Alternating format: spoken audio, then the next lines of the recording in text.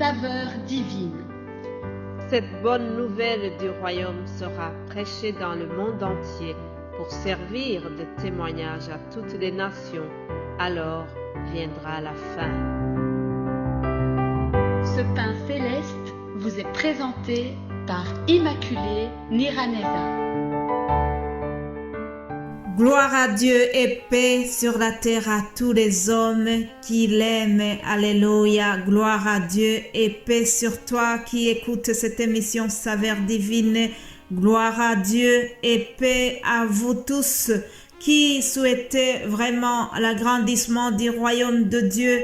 Vous tous qui sont passionnés de gagner les âmes à Christ. Alléluia. Que Dieu nous bénisse ensemble. Je remercie l'Éternel qui me fait arriver à la fin de cette semaine. Encore une semaine qui s'est vite passée. Vraiment, je bénis le Seigneur parce que il me donne encore le souffle de vie pour continuer cette œuvre merveilleuse qu'il m'a confiée. Je vous remercie vous tous qui encouragez cette œuvre. Que Dieu vous bénisse abondamment. Alléluia. Hier, nous avons parlé de Stéphane Étienne qui a pardonné. Aujourd'hui, nous clôturons notre thème sur deux personnages, deux J. Il s'agit de J de Joseph et J de Jésus-Christ. Alléluia. Voyons d'abord l'histoire de Joseph en Égypte. Joseph, un personnage, si vous êtes des habitués de la Bible, vous le connaissez certainement. Si vous ne vous rappelez pas de l'histoire de Joseph, s'il vous plaît, je vous en prie d'aller le relire dans Genèse 39 jusqu'à 50. Une histoire merveilleuse. Une histoire qui se termine donc par le pardon que Joseph accorde à ses frères.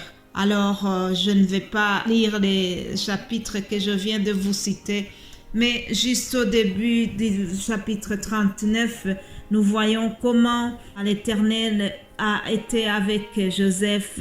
On nous dit que son maître vit que l'Éternel était avec Joseph et que l'Éternel faisait prospérer entre ses mains tout ce qu'il entreprenait. Joseph avait trouvé grâce aux yeux de son maître qu'il a employé à son service et qu'il a établi à sa maison et lui a confié vraiment la responsabilité de sa maison. Mais bien avant cela, Joseph était un enfant issu d'une grande famille. Alors, ses frères l'ont détesté, ils étaient jaloux de lui parce que son père Jacob aimait beaucoup Joseph. Il l'aimait parce que c'était l'enfant de sa femme préférée, Rachel. Et en plus de cela, Joseph avait eu des visions, des rêves, des visions vraiment qui montraient, qui lui disaient qu'il sera établi au-dessus de ses frères et au-dessus de son père. Il sera leur chef. Alors, tout cela, lorsqu'il a raconté ses rêves à ses frères, ils l'ont détesté et ils ont comploté pour le jeter dans un trou. Ils voulaient que Joseph soit oublié, qu'il soit dévoré par un animal féroce. Alors, ils ont comploté cela, mais Dieu avait prévu autre chose. Au moment où Joseph était jeté dans un trou, finalement, à la suite, c'est que il a été vendu. Il a été vendu aux Égyptiens, arrivé en Égypte, où il était donc esclave. Dieu a continué à le bénir. Dieu a préservé la promesse qu'il avait donnée à Joseph au travers de ses rêves.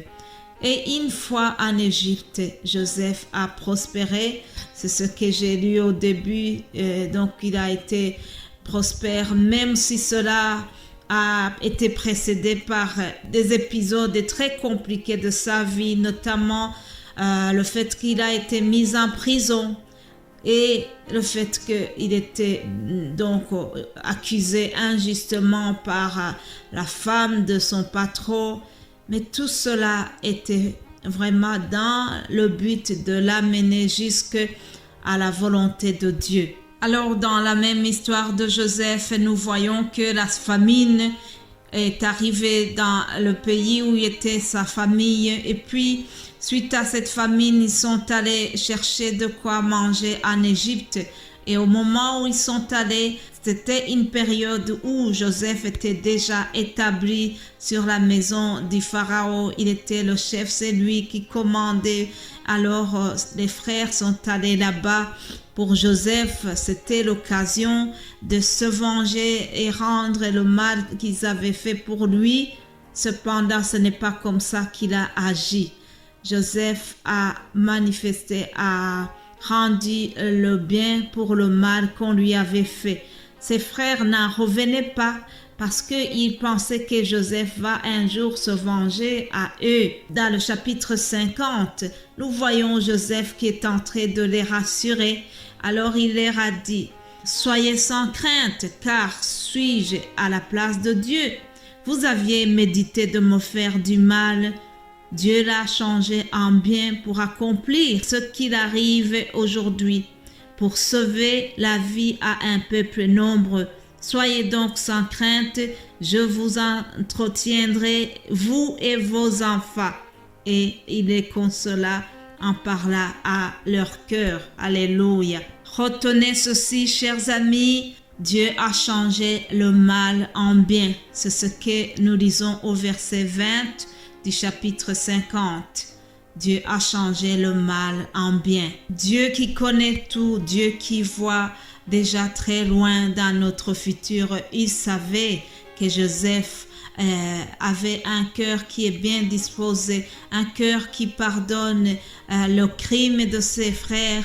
Alors Dieu l'a établi, Dieu l'a élevé, comme je vous ai dit avant-hier, que lorsqu'on pardonne, Dieu t'élève. Alléluia.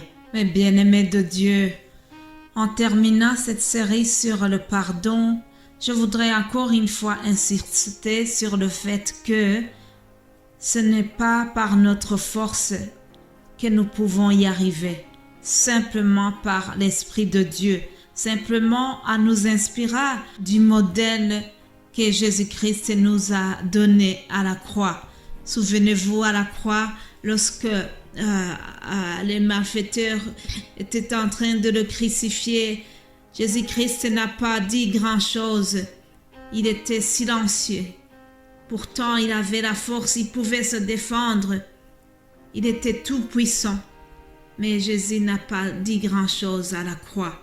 Parmi les paroles qu'il a prononcées, Jésus a dit, Luc 24 au verset 34, nous voyons une parole puissante que Jésus a dit. Il a dit, « Père, pardonne-leur, car ils ne savent pas ce qu'ils font. » Écoutez, chers amis, quelqu'un qui est en train de subir des atrocités, de l'injustice, des choses qu'il n'a pas commises, au lieu d'avoir la rancune et l'amertume dans son cœur, il demande pardon pour ses bourreaux. Merveilleux Jésus-Christ. Quel bel exemple nous donne le Seigneur. Jésus n'a pas dit grand-chose, seulement il a demandé pardon pour ses bourreaux. Voilà l'attitude que nous devons faire. Oui, chers amis, Jésus-Christ a donné le pardon. Il a accordé le pardon, il a prié pour ses ennemis. Et voilà, il a même pardonné un des malfaiteurs qui était avec lui. Il y en a un qui s'est moqué de lui, qui lui disait « Sauve-toi toi-même et sauve-nous ». Mais il y a un deuxième qui était bien disposé. Il lui a dit « Souviens-toi de moi quand tu viendras dans ton règne ». Alléluia, Jésus-Christ lui a dit, en vérité, aujourd'hui, tu seras avec moi dans le paradis. Alléluia. Chers amis, Jésus-Christ a pardonné à ce malfaiteur, à ce mauvais larron, comme on l'appelle dans d'autres traditions. Comme il a pardonné à celui-là, il est prêt à te pardonner aussi. Si tu t'humilies comme celui-ci l'a fait, si tu demandes pardon, il est prêt à te pardonner. Chers amis, voilà ce qui termine cette série Et vraiment, je souhaite que le Saint-Esprit continue à vous visiter, à vous donner la force de pardonner à ceux qui vous ont offensé. Voilà, chers amis, soyez bénis au nom de Jésus-Christ. Amen.